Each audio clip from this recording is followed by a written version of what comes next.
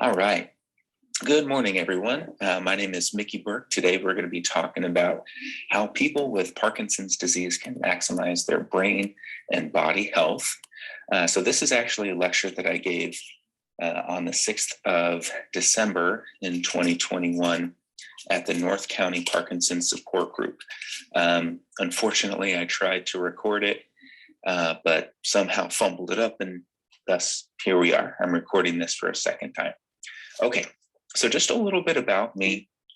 I got my undergraduate degree from UC San Diego in psychology, and there I specialized in a kind of an umbrella under psychology of neuroscience and behavior.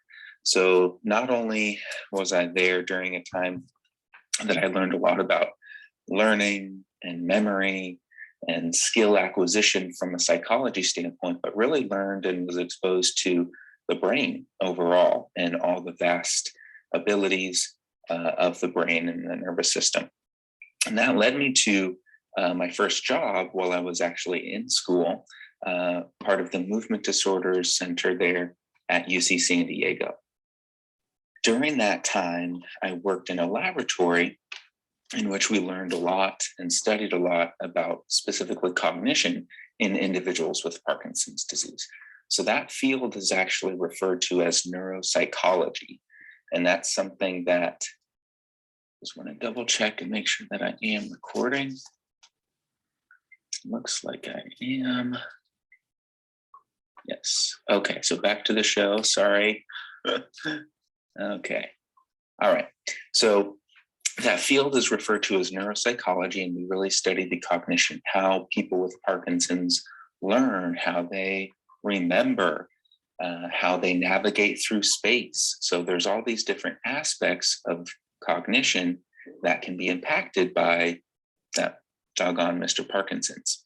While I was there, I was also exposed to all the vast different disciplines that go into the care of an individual with Parkinson's disease. So I had the great opportunity to look over the shoulder and pester with questions, and really just was enthralled by everything Parkinson's disease. So I was really blessed to have had that experience for several years to learn from some of the greatest minds within the Parkinson's field, from a neurological standpoint, neuroscience, the different therapies, speech, physical, occupational, even neurosurgery. So there was all sorts of things that I was exposed to and really tried to saturate as much as I could while I was there.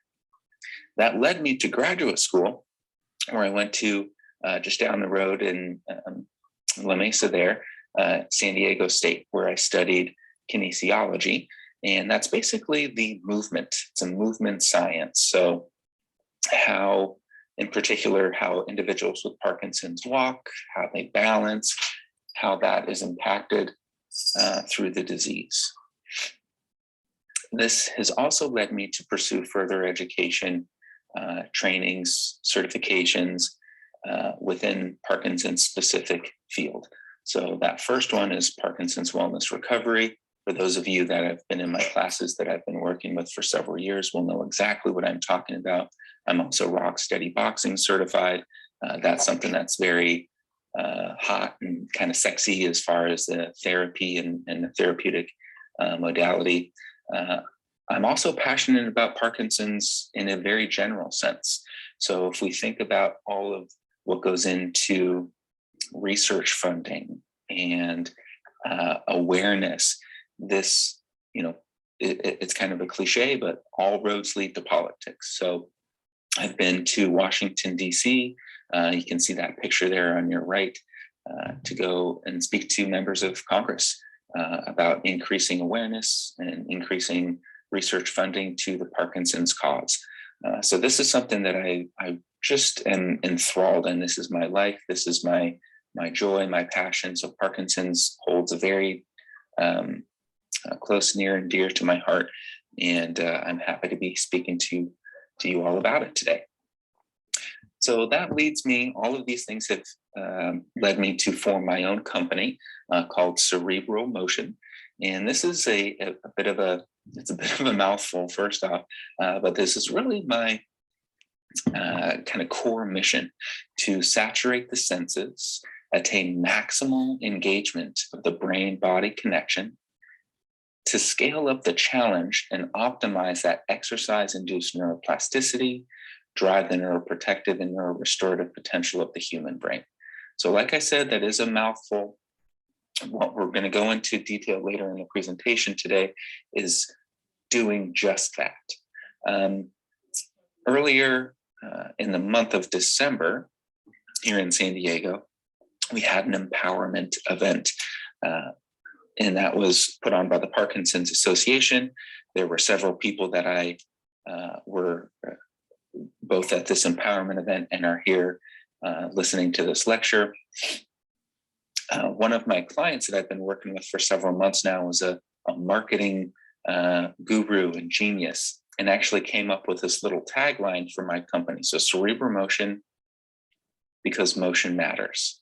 So not only am I really pleased with that, it's very catchy, but it makes sense.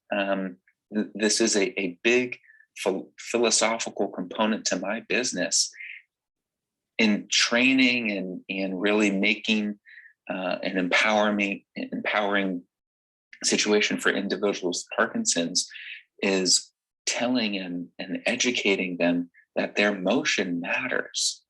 So there's a quality of movement that can be attained through hard work. And that's what we're going to go into a little bit today.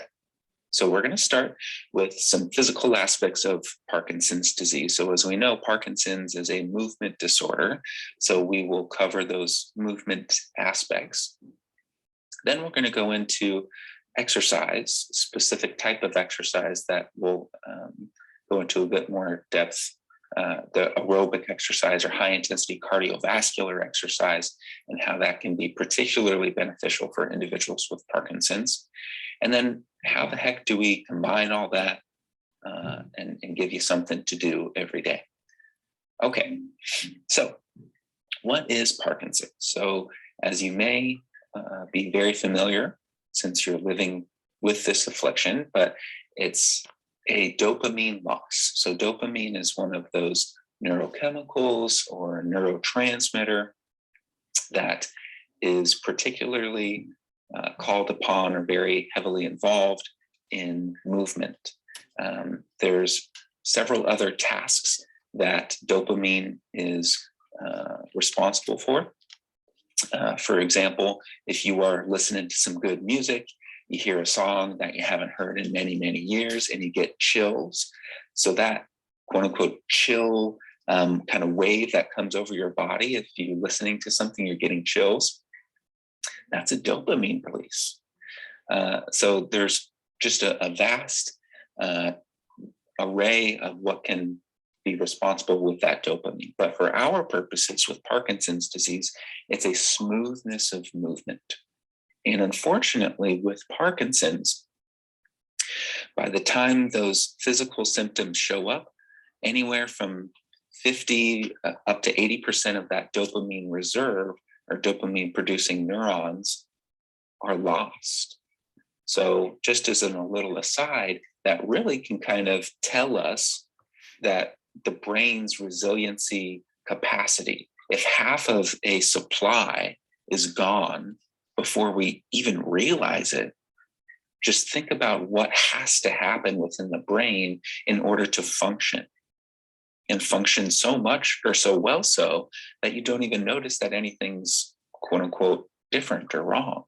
So that's a little aside, but with Parkinson's, that dopamine production is dampened, it's lost.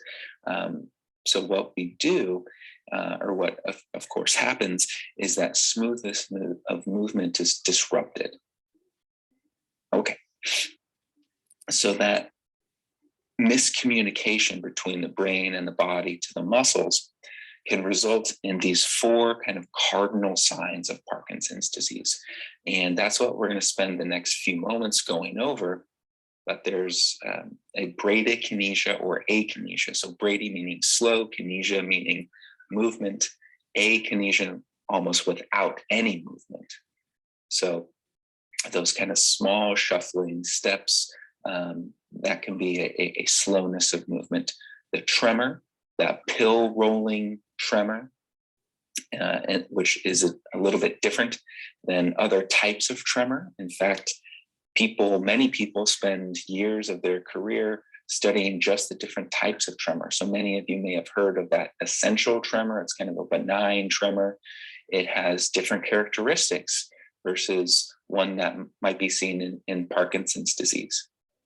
There can be different situations where that tremor increases or decreases. We'll be going into those a little bit later. Rigidity, basically in the muscles, where that stiff sensation, or kind of almost slow, stiff, kind of board-like movement throughout the muscles. And then finally, postural instability, or what people might think of as an imbalance or a balance issue, particularly in the backward direction, can be challenging for individuals with Parkinson's. So let's jump into a little bit more detail on each of these signs. That first cardinal motor symptom is bradykinesia, or slowness of movement. Now, this can occur throughout the entire body, but just as an example, in the legs, the lower limbs, small, slow steps can result because of a slow initiation, a slow signal to take those steps. That signal might be there, it's a little challenged, it's a little broken perhaps, but it results in a slowness of that action. This can also occur in the muscles of the face. So if you think about dopamine, and for our purposes, the main task is working with the muscles and giving those muscles that smoothness of motion. Now, muscles exist everywhere in our body, including the face. So people might see, it can be common in Parkinson's, what's called that masked face, masked faces. It's that kind of blank facial expression. The eye blink, some people might have a droopy eyelid, some people might have their eyes wide open. So there's some sort of miscommunication between the muscles that are responsible for moving both up and down of the eyelids. Moving on, for another example, is the muscles of the throat. Speech production, swallowing ability, those are all really related to the actions of the muscles that are in the throat. So that Mr. Parkinson's affects the dopamine production, being sent signals to those muscles. It can be very challenging to speak. So that microphonia, kind of a soft voice, lower in volume. Some people might even stutter. And then that swallowing, that's very much a muscular task to take that gulp and swallow your food down.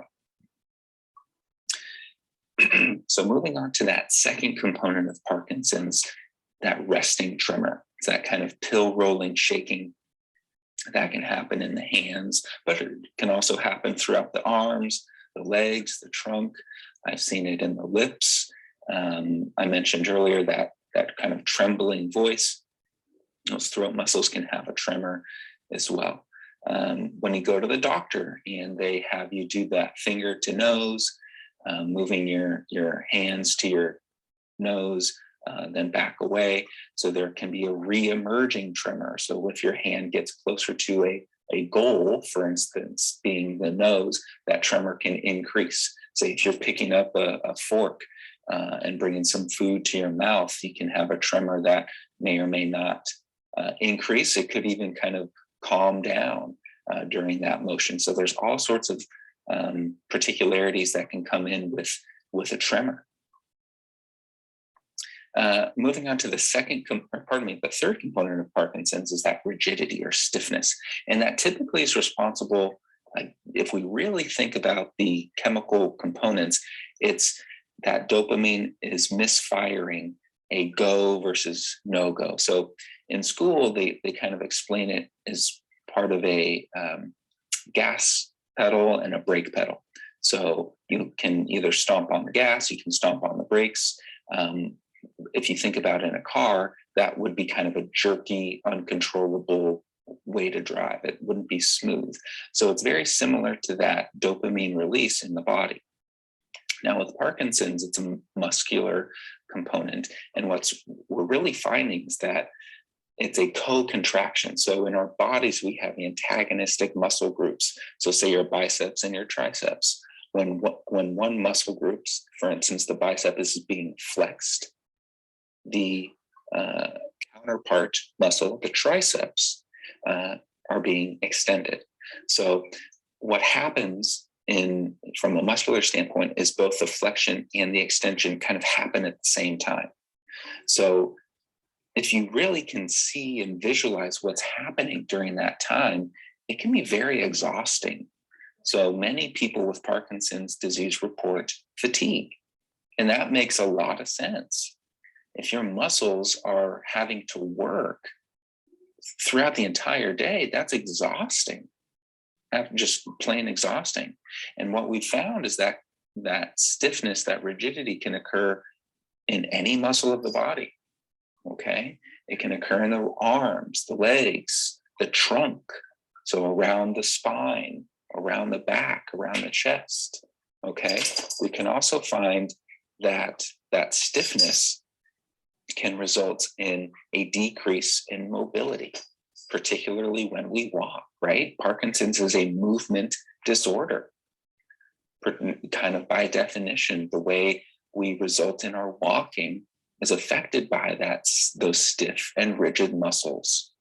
And again, it can present in that poor posture. So those muscles of particularly, I'll give you an example, poor posture, we can kind of think of it as that stumped, leaning forward posture. So if we think about the counterpart muscles that are at play here, the chest is actually a bit more flexed. And if we look to the other side, on the posterior side of our body, our back, those muscles are extended.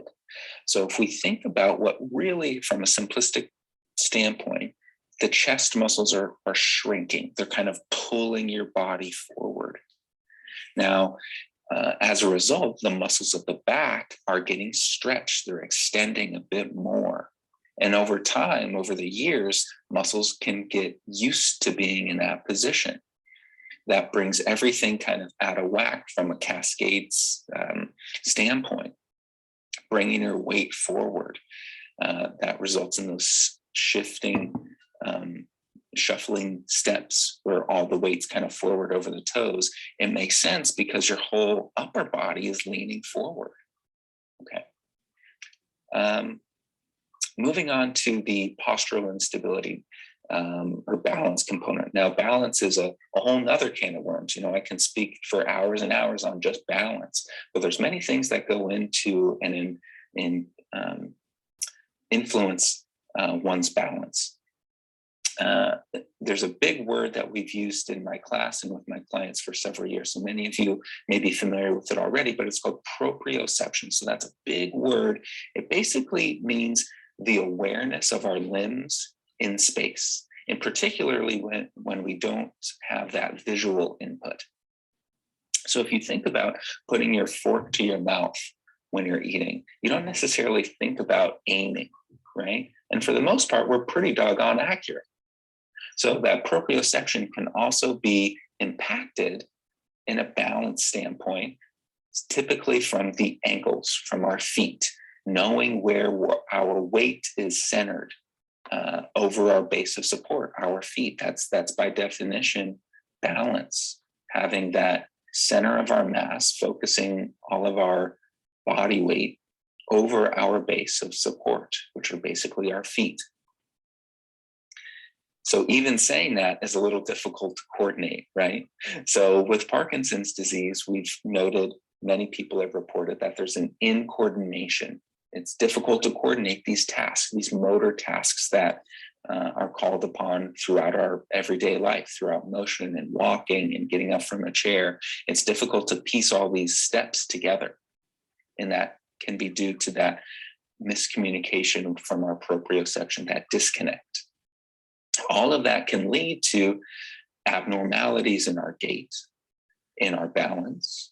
In particular with Parkinson's, there's this festinating gait. So many of you might be familiar with this, but a festinating gait is almost that short, choppy walking style that might be common.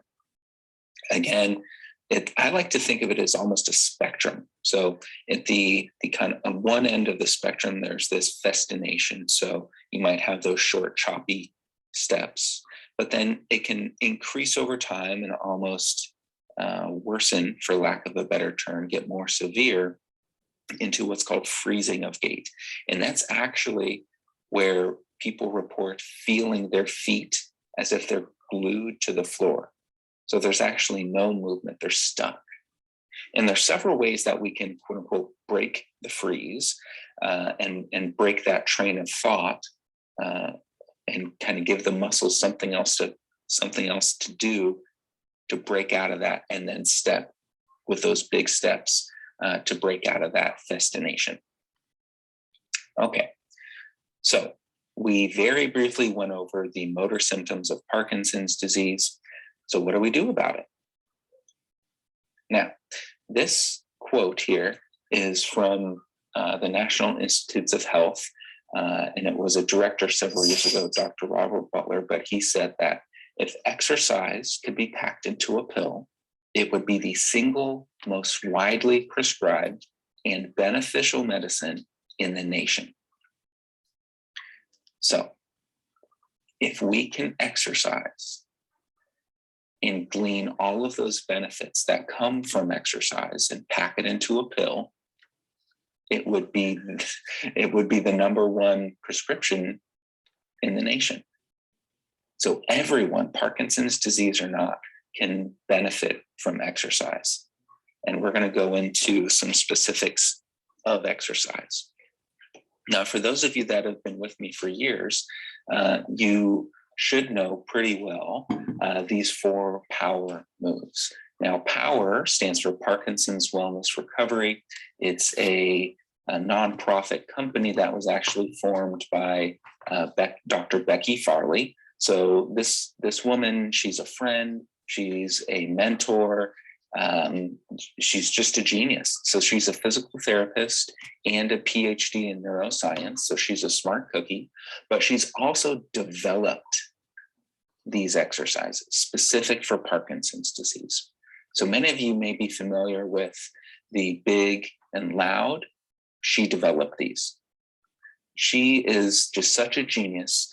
I really am sold on the fact that these exercises are foundational. They're almost essential.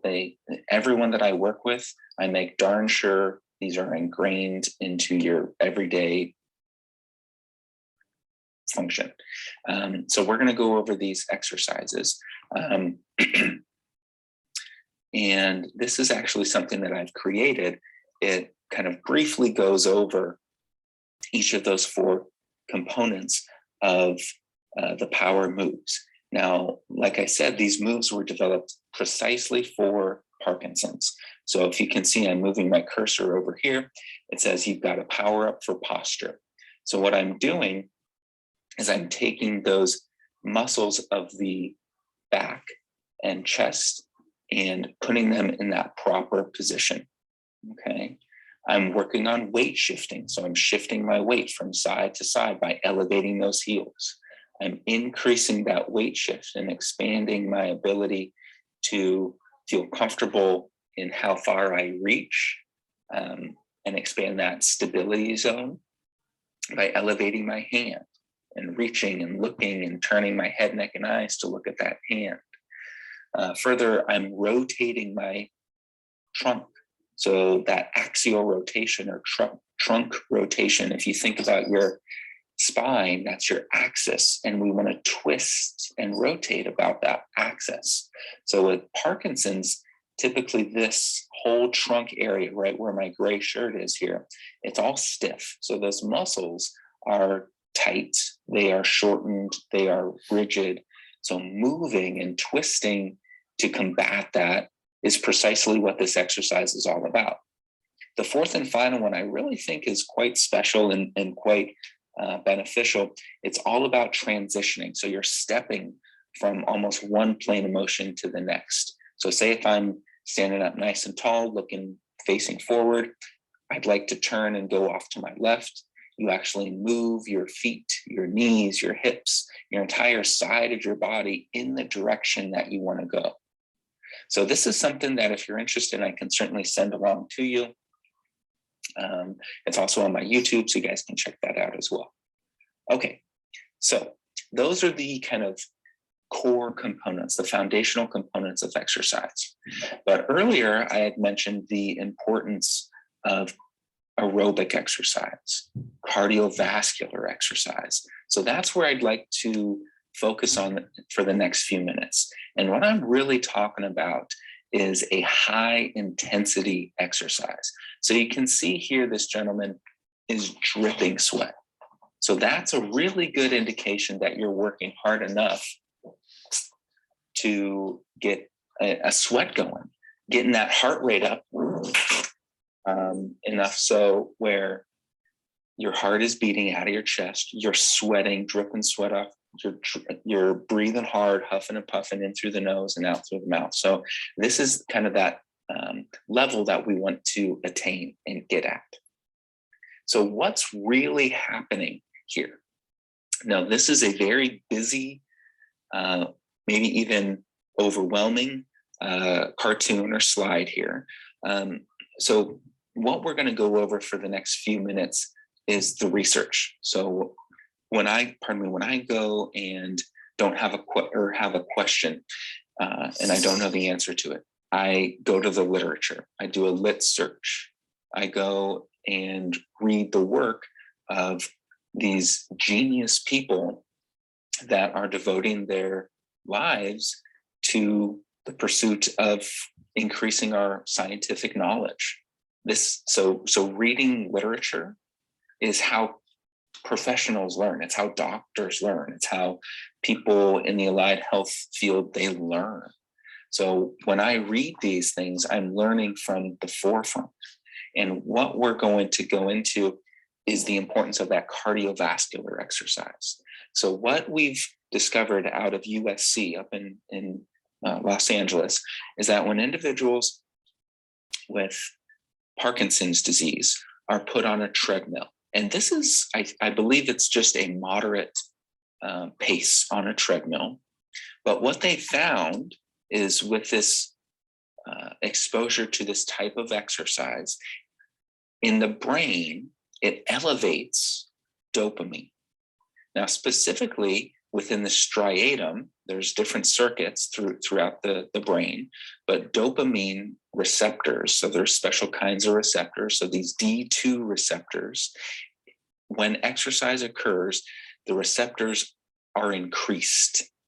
So they take the dopamine that's floating around, you can kind of see it here, it will increase the binding. So over here, this dopamine that's floating around in the synaptic cleft will increase. So it will be attached with a higher potential when individuals exercise on the treadmill. Again, we're going into the research here. These are just some titles of some of the research articles that I've read, just really shouting from the mountaintops the importance of this cardiovascular exercise. So some of the things that we can take away is an increase in BDNF. So BDNF is it stands for brain-derived neurotrophic factor. So these are basically levels of chemicals that are released when people are really pushing it from a cardiovascular standpoint. So, and I've heard this BDNF referred to by world's top neurologists as miracle grow. So if you think about BDNF as miracle grow for your brain and your body, that's a level of exercise that we strive for. We want to get to that level where that BDNF or where that miracle grow is at its highest potential for release. So what we found is that this BDNF is increased when there's an increased size in a particular part of your brain called your hippocampus, and it's improving that spatial learning and memory. So if you think about a task, for instance, driving, you're navigating through space, you are having to compensate when having that spatial awareness of turning or coming up to a stop sign, stopping behind a limit line, even navigating through a crowded auditorium like we're sitting in now with all the chairs and tables. That's a very cognitive task in a specific domain called your visual spatial cognition. Now that hippocampus, that's a part of your brain that's responsible very much so for learning those skills that are involved in spatial awareness. So when we exercise, we have higher levels of that BDNF. When we have higher BDNF, more of your hippocampus is used. And so what we can glean by that is when people exercise, they perform better from a visual spatial standpoint. Okay, you can also see the second bullet point. Those BDNF levels are increased 2 to 3 times after exposure to exercise. Okay, this is another world's leading expert in Parkinson's exercise research, Dr. Eric Ashlag. He's a PhD researcher as well as a medical doctor, but he's put out some pioneering studies, in particular, involved in the cardiovascular benefits of Parkinson's disease. Now we're getting into this vigorous level. So you might see this word vigorous coming up several times throughout the next few slides, but it's only to this point that should we really get all those great benefits is when it's a level of vigor, okay? So you can certainly read through these bullet points. It's basically saying that having vigorous exercise should be a central part or central component to the treatment of Parkinson's disease. And doing that exercise on an ongoing part of your everyday life, it's part of your lifestyle, should be very encouraged. And I can't say that more. You know, it bears repeating. If you're not an exerciser, you need to be one. So earlier in the week, you may have heard Dr. Abigail Lawler speak at the empowerment event, but she stopped in her tracks and really hit home saying, if you're not an exerciser, you absolutely need to be one. And I will echo that. I want to shout it from the mountaintops. It's the number one thing you can do if you have Parkinson's disease. It is the number one thing to do. Okay? For a third time, you need to be exercising if you have Parkinson's disease. Okay. So physical therapy programs for people with Parkinson's disease, this should be structured. It should be planned to where a guidance, suggestions, targeted plans, and a way to scale up should be dealt with, should be planned. So individuals like myself that have been educated and trained and have the experience to appropriately scale and challenge your exercise is what needs to be happening for you. Okay, and lastly, you need to make sure you're on proper medication. If people come in their off phase versus their on phase, we really want you to be gleaning all of you can from all of these exercise sessions. We want you to be optimal, and you're only optimal when you have that prescription medication, dopamine replacement therapy optimized. So that's certainly something that we can talk more about. I can talk to you about it on an individual basis, but it's certainly something that you want to be having that conversation with your doctor on. So we're going to continue with Dr. Ashlag here. In particular, this, and you guys can certainly read through this other article's highlights, but what I really like is this conclusion. So from this evidence, regular aerobic type exercise tending to lead to fitness is the single strategy with compelling evidence for slowing Parkinson's disease progression. All patients with Parkinson's disease should be encouraged to engage in regular such exercise. I should get that tattooed. This is how much I believe in this. This is such a powerful statement. If you, again, as I said a moment ago, if you are not exercising, you certainly need to be one. A world's leading expert that's devoted his life to researching and learning every single thing that he can about Parkinson's and exercise writes this down and says it's the single strategy with compelling evidence for slowing Parkinson's disease progression. If you have Parkinson's disease, would you not want to slow the disease progression? I mean, this is just so clear to me. We know this works. This is the thing to do. It is the single thing, the single strategy that we know works. So if you're not doing it, you have to. Okay, so let's stop. Not only did I lecture you, not only did I hopefully not confuse you, but if I confused you, hopefully I'm not losing you. So let's stop. Okay, just take a moment, gather ourselves. Know that I am here. So this is me. That's my email. That's my cell phone number. I want you to use this. Okay, so think of me as your support line. I'm here. I love this stuff. Many of you that heard this lecture are friends of mine. You know, I text you all the time. We're friends. We're like a family. This is a community here that we're forming. I want you to be able to reach out and talk to me on a personal level, on a private level. I'm here for you. I love this stuff. So any question you have, day or night, call me, text me, email me. I'm here for you. Okay. So what makes me different?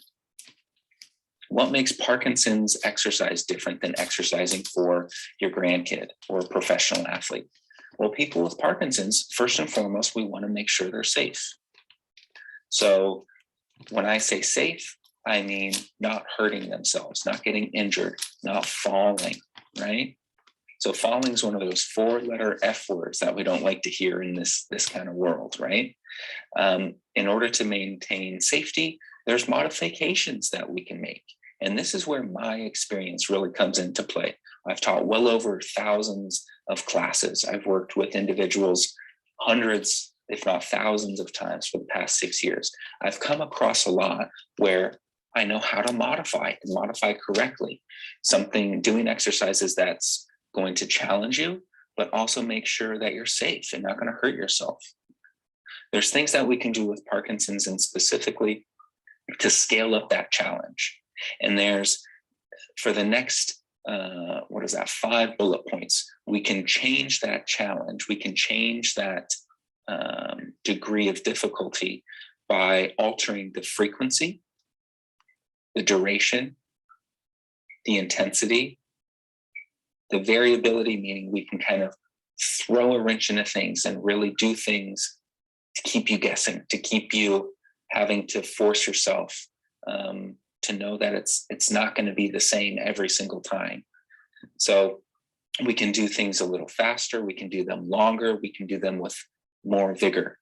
And that's how we can increase and keep that challenge at the highest point. And that, again, goes along and falls under that challenge level where those kind of chemical components from the research articles that I had mentioned before really come into play. So now what makes me unique? So again, I mentioned I have this experience. I'm able to coach you. Okay, I'm able to keep an eye on you, give you those individualized attention really keep you safe, really give you those tips. Oh, turn your foot out a little bit more, watch your posture, keep your eyes involved, rotate your hand this way. I've developed a keen eye through my experience over the years that really help people achieve and optimize their movements. We want the movement quality to be highest. Okay, that can be done through, again, my coaching, my supervision, making sure you're safe. There's an intensity. This is kind of the name of the game with this presentation, that high intensity. That's where all of that great benefit from that chemical standpoint, all of that BDNF, all of that blood flow, all of those wonderful things that happen with Parkinson's and exercise only comes in with that intensity, and only when that intensity is high. Okay, I'm trying to establish myself as a key member of this community. I want to make sure that you feel comfortable with me. You feel comfortable with your peers for my group sessions. You come in, you're able to see people that are similar to you. You can ask them questions, you can talk to them, but even that will engage this motivation factor. So it's giving you, oh shoot, I'm looking over to my left and I'm seeing Joe over here and he's working his tail off. I got to push it myself too. One of the things that I've really gleaned from my time at UCSD, my time in graduate school, is the importance of research. So down at the bottom here, I'm seeing this assessments. So this is something that we'll go into a little bit later when we get into some spotlight videos. But I assess everyone that I come in contact with.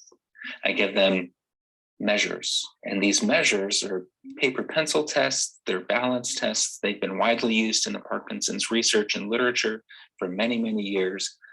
But what we're basically doing is measuring. If I can measure you, we can write down those results. What gets measured gets improved. Okay. Again, we'll go into that in further detail in a little bit later. But I can also help you with healthcare work. Since I've worked in healthcare, I've worked in clinics. I know many of the doctors here in San Diego, but I can help you with referrals. I can help you with getting that right individual, that right relationship with the doctor. I can even help you with how to best approach your sessions with them, your appointments with them. You want to make sure that you glean as much as you can with your time. So I can help you with those things. So this is an individual. So for the next several sessions, slides, what we're going to go through are some showcases.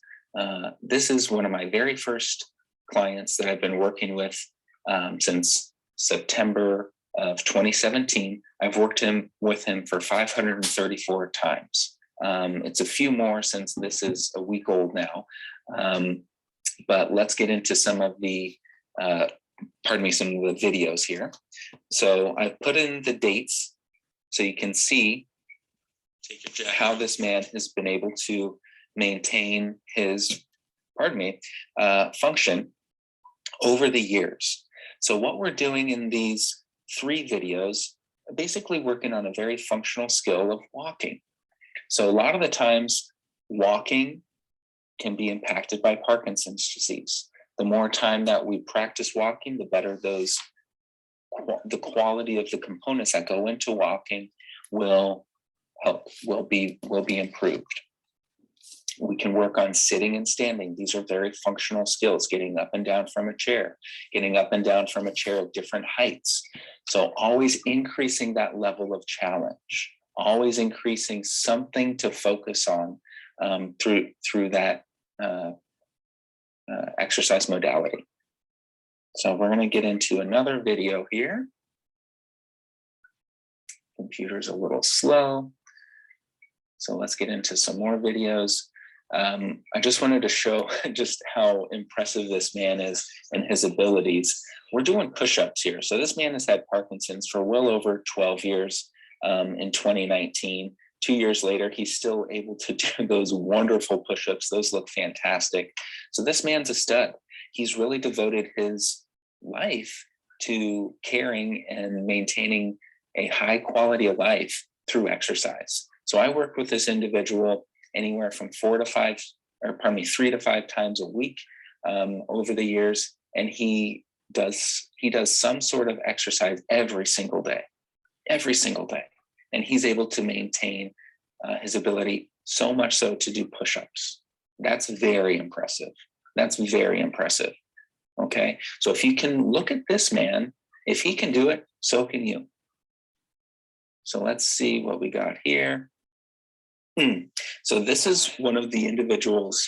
This is that same individual, but what I'm doing here is, I'm not sure, as I was talking, I was giving this, I was saying out loud 4 numbers. Now, not only does this individual have to remember those 4 numbers, but he's got to transfer from this seated position to a standing. He's going to transfer his weight onto the squishy, unstable ball, stabilize his weight, then further switch and shift his weight to reach and touch those numbers in the order that I gave him. Okay, so let's put this in action. Let's see how he does here.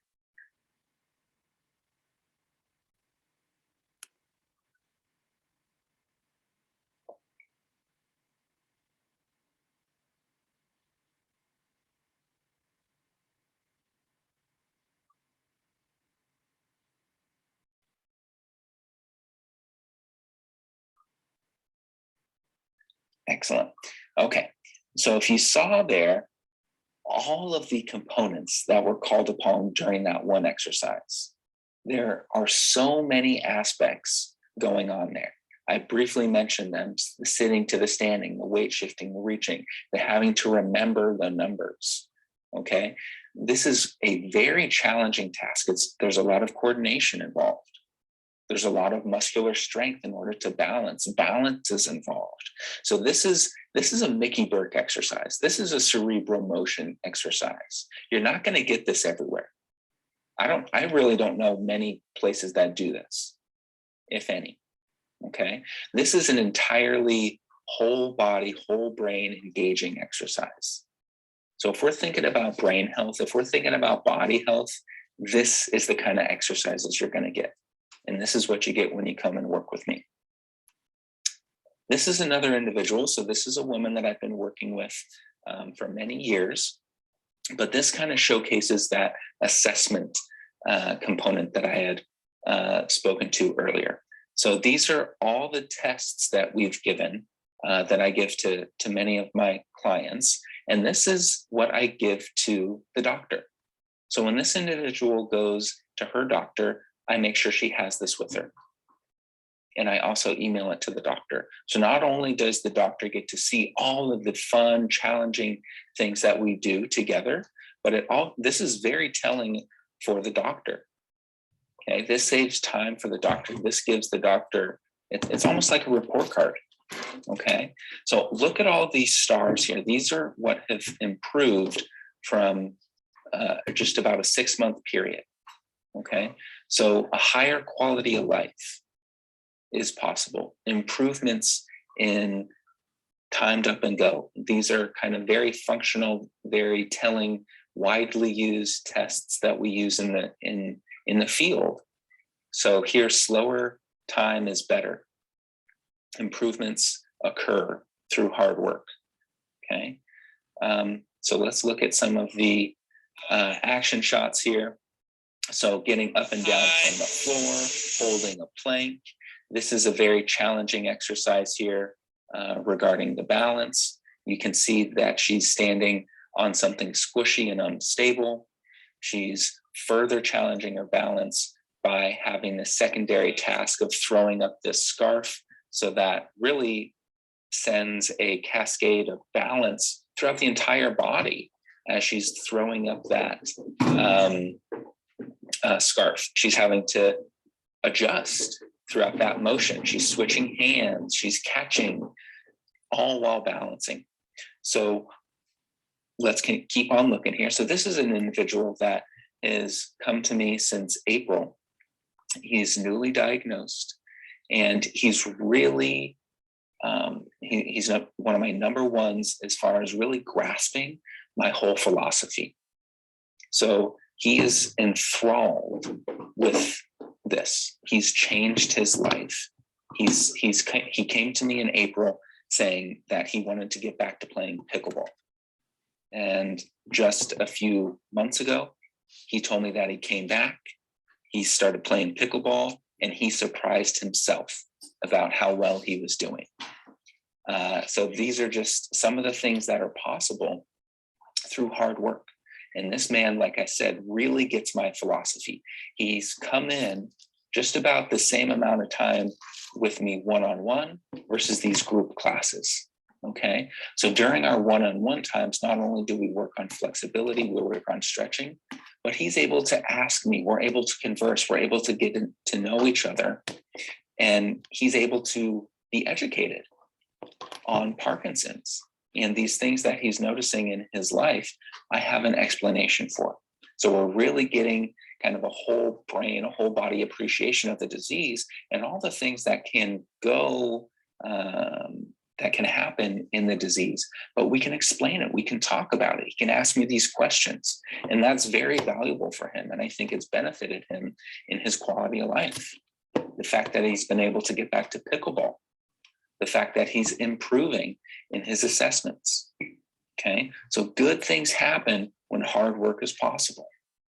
So let's look at some of his actions in class here. So we do a boxing classes. He's come into these group classes. I think it was 44 times since April.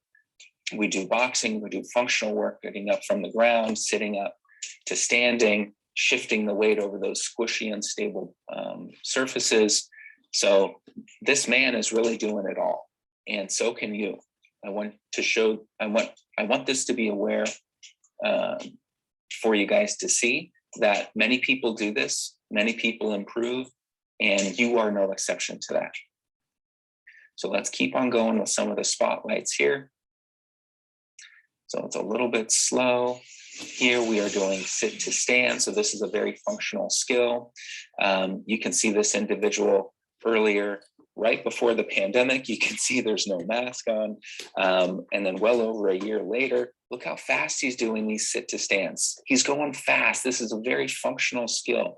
This is telling in the research that this individual is building his cardiovascular reserve. He's able to do this sit to stand motion for 60 seconds. Okay, so having that that cardiovascular reserve basically means that he's getting in better shape. He's increasing his aerobic capacity by doing these exercises and doing them quickly.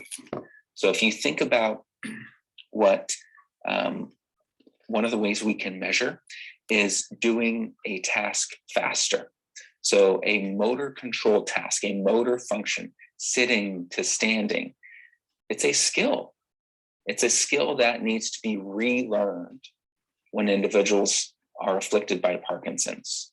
There's tips, there's strategies, there's things to keep in mind as we do this. So the more we do it, the more practice we are exposed to, we can tell when people learn that skill better, when they're able to do it faster. Okay, so that's why we do these assessments. That's why I measure and time you to do these things.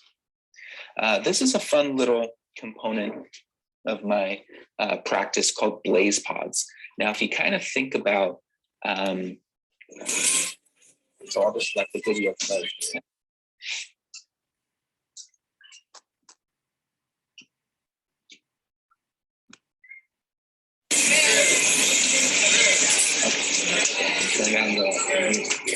But what you can see is there's these little spikes and they light up. Okay, so they're kind of like whack-a-mole, but they're really neat because you can affix them up to a surface, like with some little suction. You can put them on a mirror. You can have them on the floor. And the possibilities are really endless as far as the degree of difficulty, the degree of function, and how we can keep this engaging from a cognitive standpoint, from a physical standpoint. So what we're working on from a skill standpoint is wonderful. So you can kind of see In the middle here, this woman is able to be mobilizing on the floor. Now, I love exercising on the floor simply because, God forbid, if you need to find yourself there on the floor, I want you to know exactly what to do. I want you to feel comfortable enough to get moving again, to get up and down from there, to have to move and stretch. Let me try and get this video playing again. The video on your far right, this is kind of my stud client here that is able to really do some hard work here. So you can see that he's not only on the ground, but he's in that bear crawl. So he's having to suspend his weight just on his hands and feet. Hopefully he'll transfer here into that crab walk, and holding and maintaining that position is very challenging from a muscular standpoint, from a body standpoint. But if you notice, we can also get a cognitive engagement by assigning different tasks to different colors. So not only is this physically challenging, but it's mentally challenging. It's totally saturating the senses there. So that's a good cerebral motion, a Mickey Burke exercise as well. This is our group classes here. Good. So let me turn down the music. There we go. So we'll get that playing, hopefully. But these are just some of the things that we have been doing in our group sessions here. So we have that camaraderie, we have the groups. These are friends. These are people that come every day to class, and we put them in these stations. We have them do functional skills for about half the time.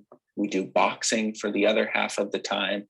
We always do sit to stands. We want to make this entirely engaging for that time period. These are all, again, they're all functional exercises. We get the cardiovascular component. These are transferring steps. We're transferring positions, having that cognitive engagement by stepping on the targets. They're different colors. They're having to say the colors of where they're stepping. It's a very saturating, very engaging time. And it's something that's showing benefit. People are having better quality of life when they come work with me.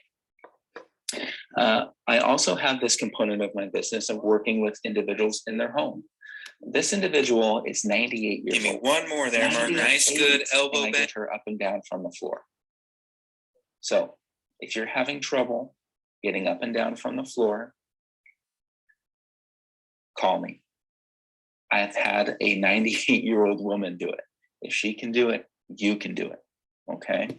So again, I work with people in their homes, and I love working with people in their homes because it's establishing and it's honing those skills that we work on in an environment in which she spends most of her time. So feeling confident and comfortable walking over these rugs, getting up and down from her floor where, God forbid, if a fall were to occur, she knows where she is. She can rely on those skills that we've practiced over and over again in that environment where she spends most of her time. Again, we use these fun blaze pods, both on the floor and the sofa. So this is very functional as well, having to mobilize on a deep, comfortable, squishy sofa. Many individuals report having that as a difficulty. This is a fun one.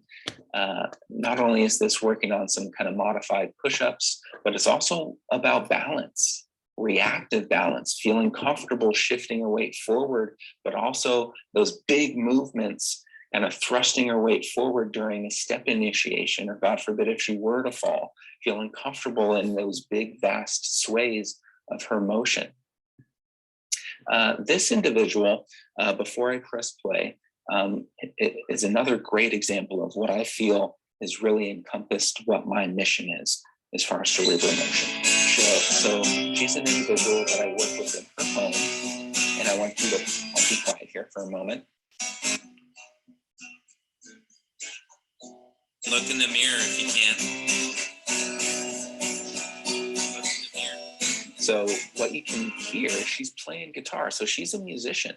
She spent her entire life, a large part of her life, being a very talented musician. And then when she was afflicted with Parkinson's disease, she noted to me that she hasn't been playing as well. She hasn't been playing as fast or singing as loud.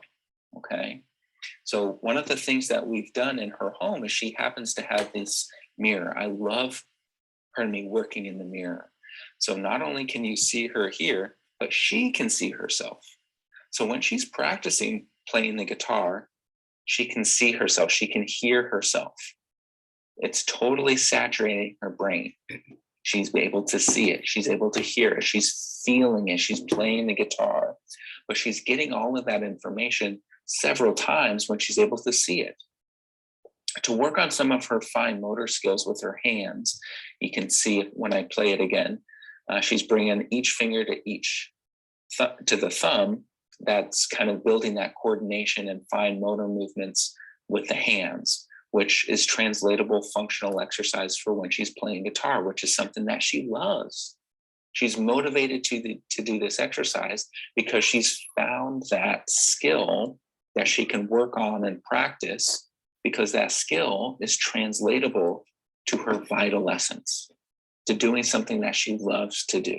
That's going to motivate her, that gives her that salience. Playing guitar, playing music. Okay, yours might be different. It could be picking your grandkids up and down from the floor, or being able to walk with them as they're riding their bike, or maybe even stepping over their shoes when they leave them on the floor.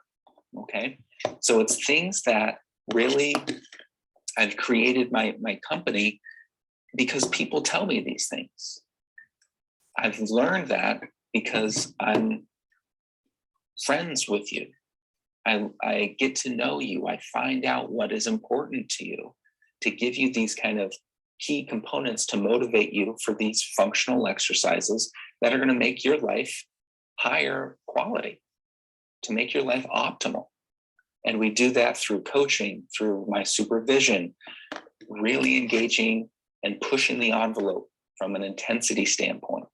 I want to make sure you're safe. We're building that community. Okay, I'm measuring your progress. If we measure you, we can improve you. We do that through your assessments. Again, I can help you with your healthcare component by referring you to other doctors, talking to you. Okay.